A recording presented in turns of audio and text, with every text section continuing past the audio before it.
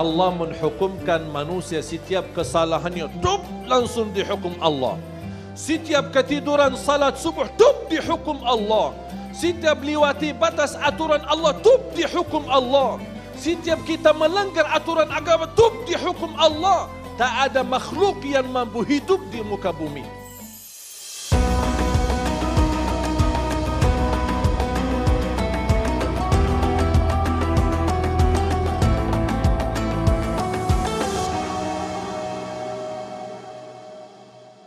Bismillahirrahmanirrahim. Assalamualaikum warahmatullahi wabarakatuh.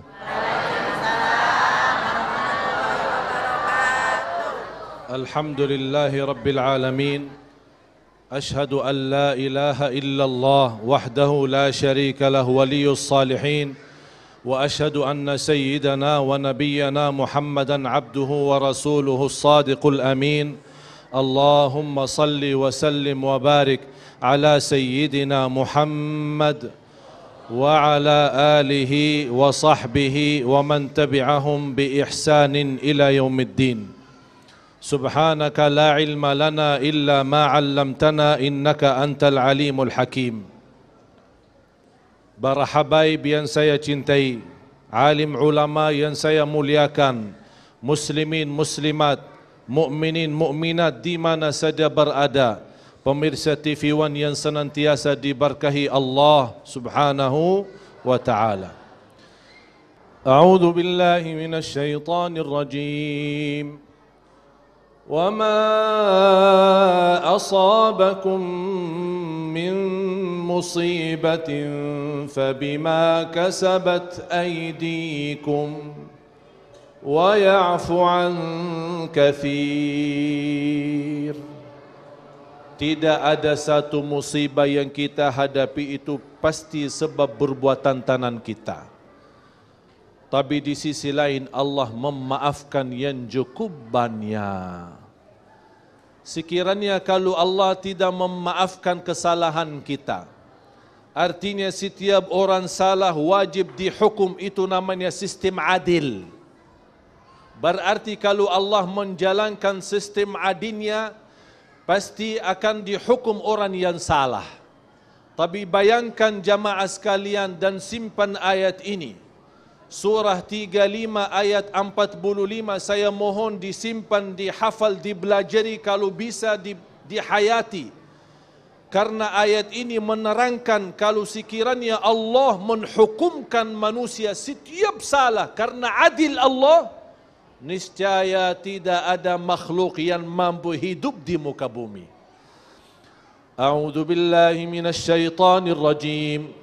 Walau yu'akhidullahu an-nasa bima kasabu ma taraka ala dhahriha min dabbah walakin yu'akhiruhum ila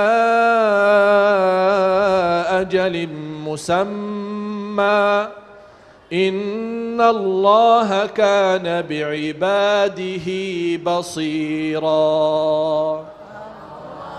Sekiranya Allah menghukumkan manusia setiap kesalahannya tub langsung dihukum Allah. Setiap ketiduran salat subuh tub dihukum Allah. Setiap lewati batas aturan Allah tub dihukum Allah. Setiap kita melanggar aturan agama tub dihukum Allah. Tak ada makhluk yang mampu hidup di muka bumi. Tapi Allah masih memberikan kesempatan. Masih membukakan kita pintu taubat. Masih diberikan ujian yang ringan supaya kita sadar dan kita kembali kepada Allah Subhanahu wa taala.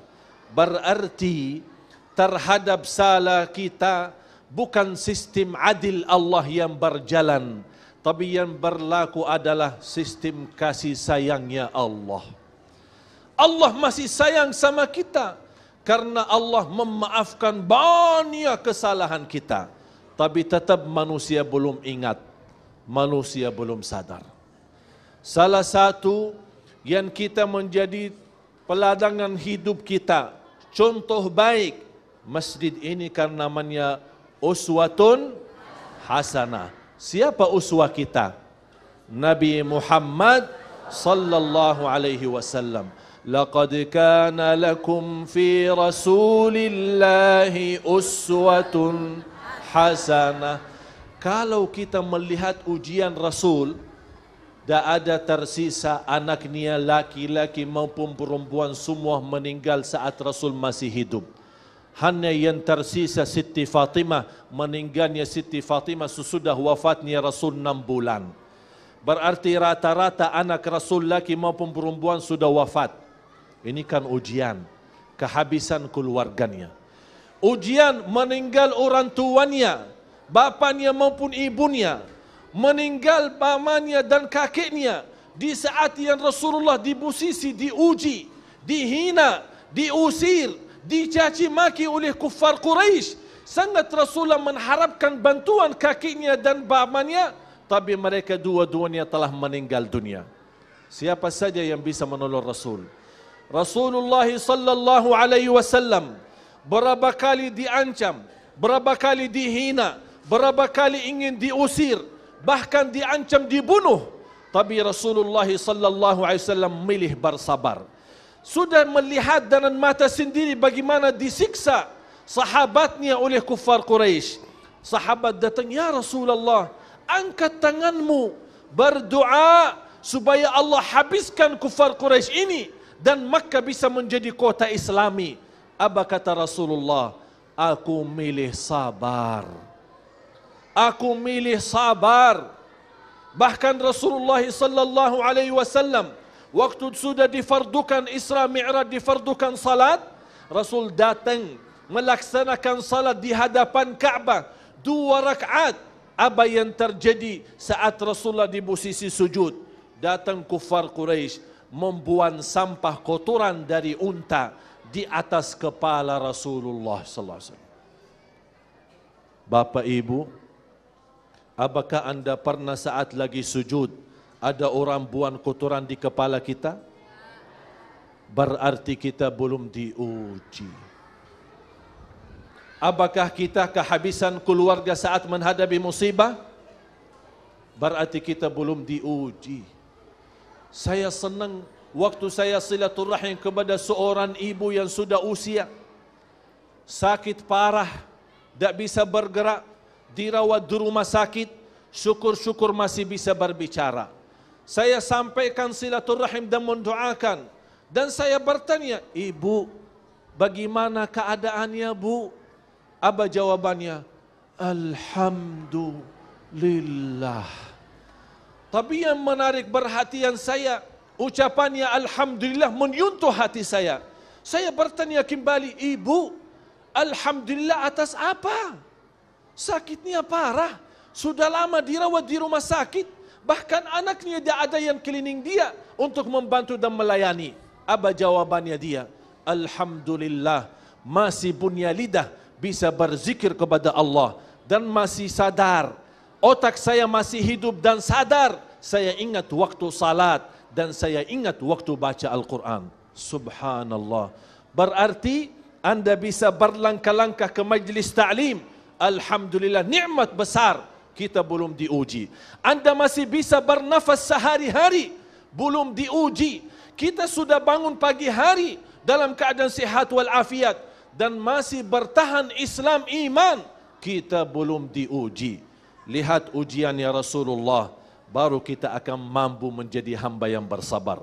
Mukmin yang kuat jauh lebih baik di sisi Allah daripada mukmin yang lemah. Dunia ini bukan tempat kesenangan kita. Hari ini senang, pasti besok susah. Hari ini sehat, pasti bakal sakit. Hari ini nikmat, pasti bakal menghadapi ujian. Dunia bukan surga.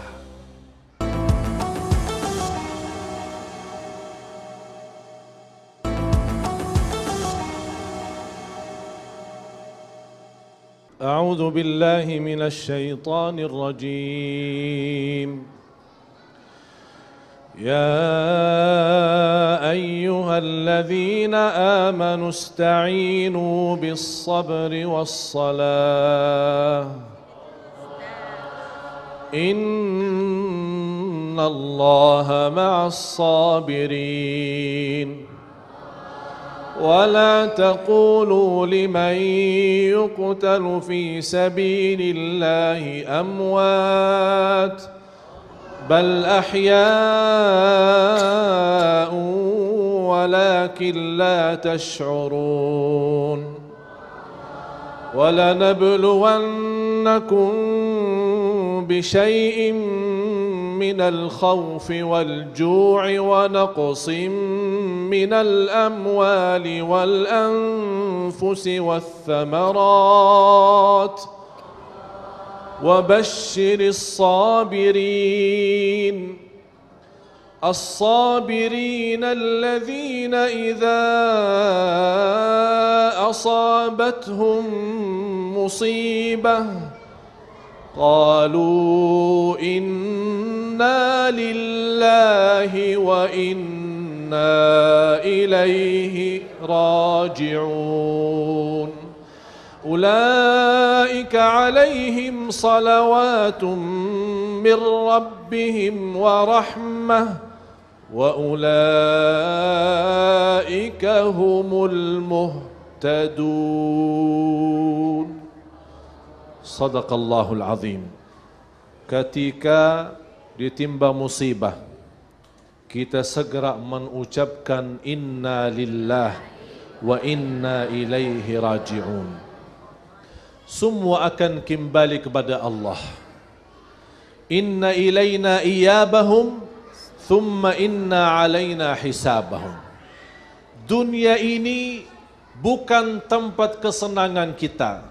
Hari ini senang, pasti besok susah.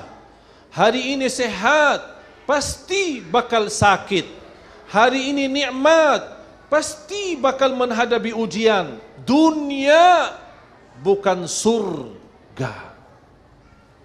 Itu yang wajib kita yakini. Ada seorang membawa saya jalan-jalan. Kita lewati daerah Menteng. Beliau berkata, indahnya rumah orang Menteng.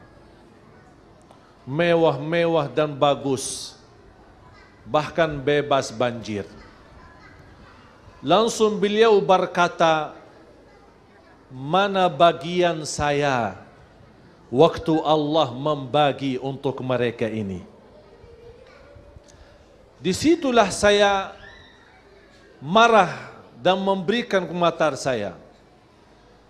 Kamu sekarang berkata, mana bagian dan nasibku saat Allah membagi jadikan orang Menteng seperti ini, tapi kamu tidak dapat, saya akan tunjukkan bagian Allah yang lain. Saya ajak beliau masuk rumah sakit. Melihat sebagaimana parahnya anak-anak kecil yang baru dilahirkan. Dia masih antara hidup dan mati. Bagaimana perasaan orang tuanya? Kita melihat seorang ibu yang sudah tua mengharapkan husnul khatimah.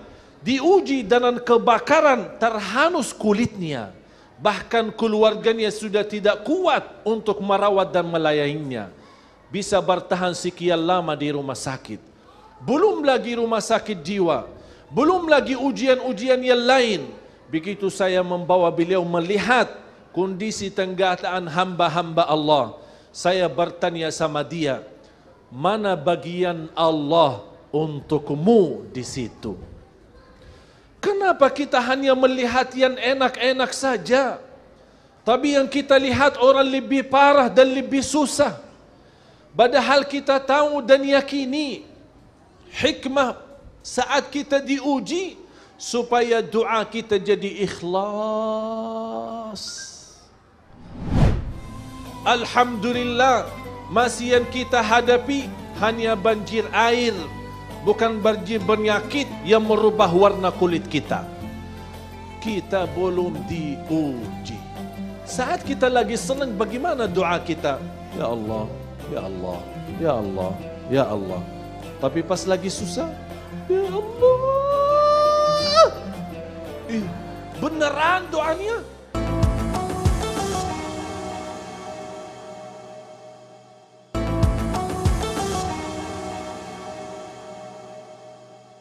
Bapak Ibu, saya yakin kalau bukan adanya para habaib, para kiai-kiai yang mendoakan kita, bapak-bapak yang suka salat malam di tengah malam, ibu-ibu yang suka beristighfar sebelum masuk salat subuh, anak-anak kita yang masih suka ngaji Al-Quran, pasti musibah akan jauh lebih parah.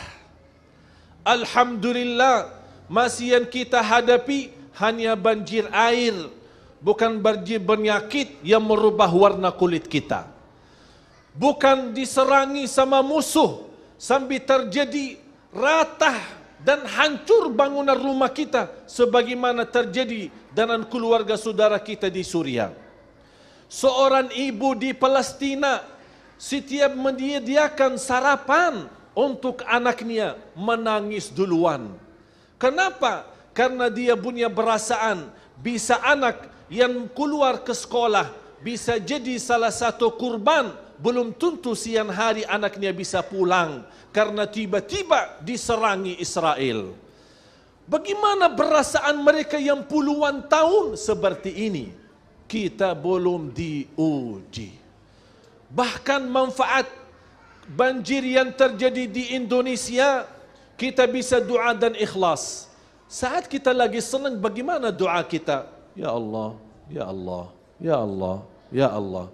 Tapi pas lagi susah, ya Allah.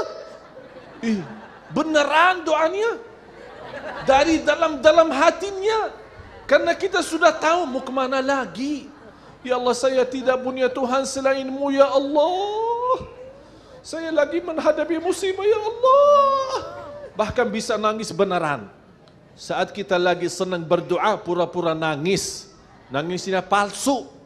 Tapi kalau lagi susah, nangisnya luar biasa. Ternyata nangisnya titisan air mata karena kita ikhlas, akan Allah haramkan masuk neraka. Ternyata nangisnya berharga.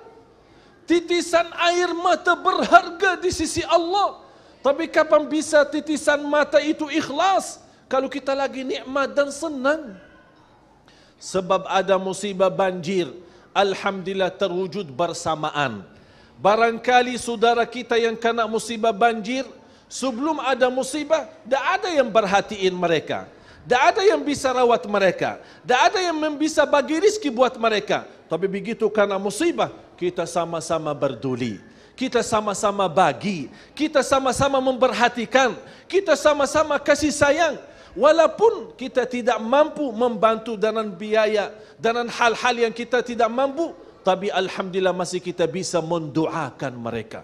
Ini apa yang terjadi? Ternyata musibah banyak manfaatnya. Terwujud bersamaan kita, saling cinta, saling isi. Ya Allah, benar-benar Engkau maha adil. Ya Allah, benar-benar Engkau maha kasih sayang. Bisa memberikan kepada kami musibah, tapi musibah yang bisa membuat kita bersatu. Musibah yang membuat kita saling memaafkan. Musibah yang membuat kita sadar dan taubat. Musibah yang membuat kita bisa kembali kepadamu, beribadah kepada-Mu dengan benar dan berdoa dengan ikhlas. Saya usulkan untuk orang yang menghadapi musibah, baca satu surah dan silahkan diulangi berkali-kali.